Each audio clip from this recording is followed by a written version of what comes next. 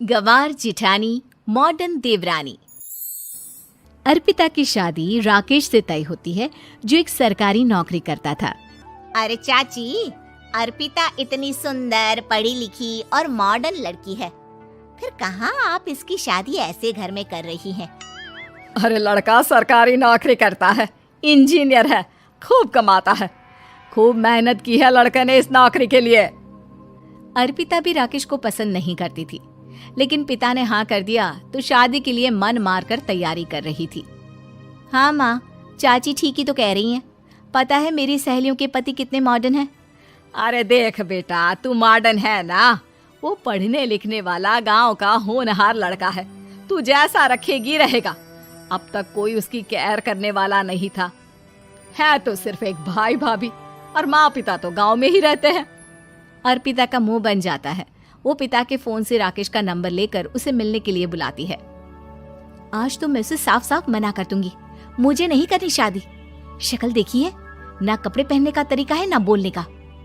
अर्पिता राकेश से मिलने जाती है। अब क्या हो गया, आपने मुझे अर्जेंट मिलने को बुलाया, सब ठीक तो है ना?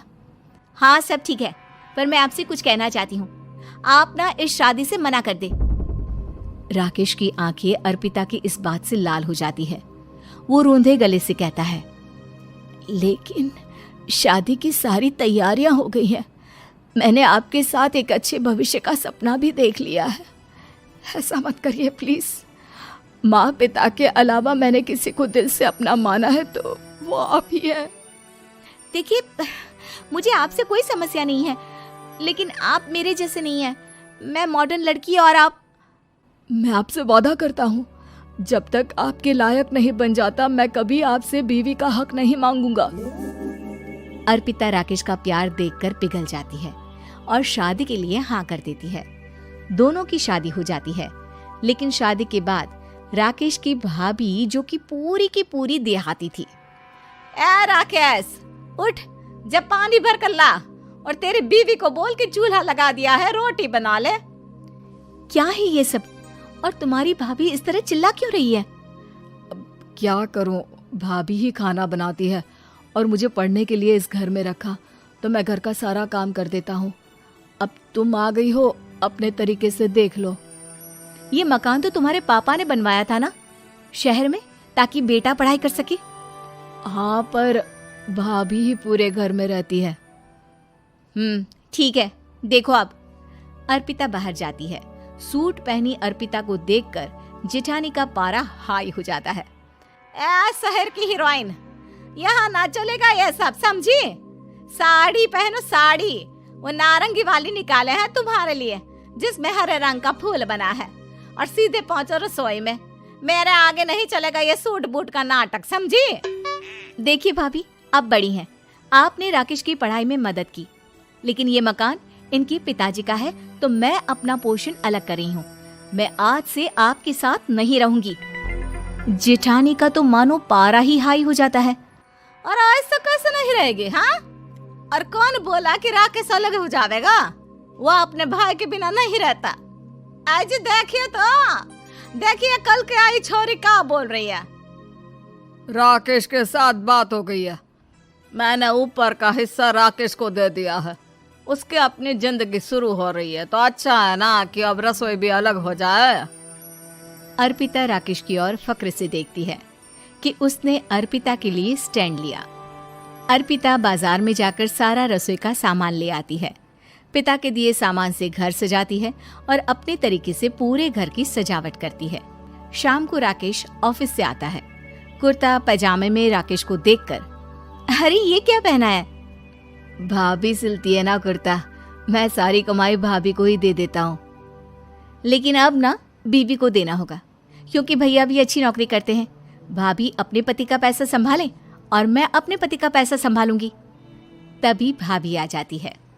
अरे देखो, बहुत हो गया। हाँ, अलग रहने तक तो ठीक था, लेकिन पैसा हम एक फूटी कौड़ी नहीं देंगे। बचपन से तुम्हारे पति को हमने पाला है, उसका हिसाब दो। अच्छा, हिसाब चाहिए? कितना पढ़ी है आप जो आपको हिसाब चाहिए? बड़े भाई हैं उनकी, जिन्होंने उन्हें पढ़ाया लिखाया, वो हिसाब मांगेंगे तो जरूर दे दूंगी भाभी। अरे देख, हाँ, अगर तूने पढ़ाई की है तो मैं भी अंगूठा छापना हूँ। अरे 5 की क्लास तक पूरी पढ़ाई की है, समझे? वैसे भी कल इन लोगों के माँ बाबूजी आ रहे हैं गांव से, वही लोग ठिकाने लगाएंगे तुझे। अगले दिन सास ससुर आते हैं, दोनों बहुत ही सीधे लोग। अच्छा किया जो ऊपर के हिस्से में राकेश की गृहस्थी लगा दी। अब दोनों बेटे अपना अपना देख ले। छोटी बहू कहाँ है?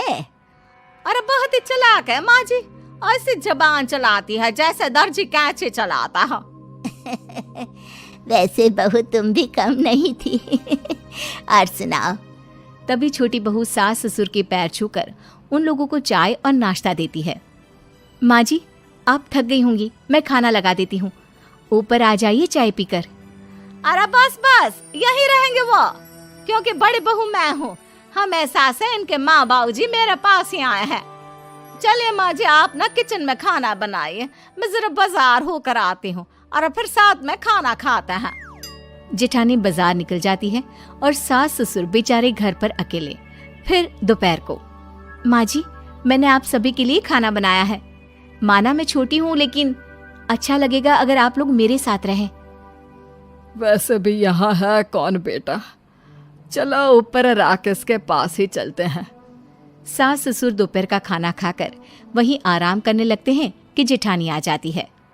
अरे वाह, ये तो वही बात हुई ना, कल की आई को पूरा परिवार और हम अकेले के अकेले। भाभी देखिए, परिवार में प्यार से रहा जाता है, ना कि चालाकी से। अम्मा खाना कैसे बनाती, पहले ही गांव से थक कर आई हैं। हाय रे दया, तो मैं का बाजार से ऐस करके आ रही हूँ। अरे भूख के मारे मेरा सर दर्द हो रहा है, पर यहाँ मेरी फिक्र कौन करेगा। अरे तो किचन में खाना है, लगा देती हूँ मैं भाभी। बड़ी बैठकर खाना खाती है और शाम को जब राकेश घर आता है। अरे राकेश, तू तो पूरा हीरो लग रहा है इन कपड़ों में। ऐसे कपड़े पहले क्यों नहीं पहनता था? राकेश बीवी की तरफ देखता है और फिर कहता है, माँ पहले पहनाने वाली नहीं थी ना। हाँ हाँ, और हम जो हाथ से सिल सिल कर कुर्ता पहनाते थे उसका का? अरे तुम्हारे भैया तो आज भी पहन रहे हैं। तभी अर्पिता सास के लिए कपड़े और ससुर के लिए शर्ट पैंट ला कर देती है। उन लोगों को फ्रिज से ठंडा पानी और टीवी में फिल्म दिखाती है। अरे कब से इनको बोल रहे हैं कि फ्रिज वाले आओ, लेकिन ये है कि मानत ही ना है। बहू, अब तो तुम ही समझाओ ससुर जी को। नहीं पापा, आप फ्रिज मत लीजिए। अरे वाह रे छोटे, खुद फ्रिज का ऐसे का मजा ले, और इनकी माँ के पास फ्रिज भी ना हो। अरे देखा पिताजी, देखा माँ जी कब बोल रही है। अरे उसकी पूरी बात तो सुन लो कि वो क्या बोल रही है। वो इसलिए क्योंकि अब माँ जी और पापा यहीं रहेंगे मेरे पास। घर को घर सिर्फ मॉडर्न या गांव की सोच नहीं, बल्कि संस्कार बनाते हैं भाभी, और संस्कार अच्छे हो तो सब सही हो जाता है।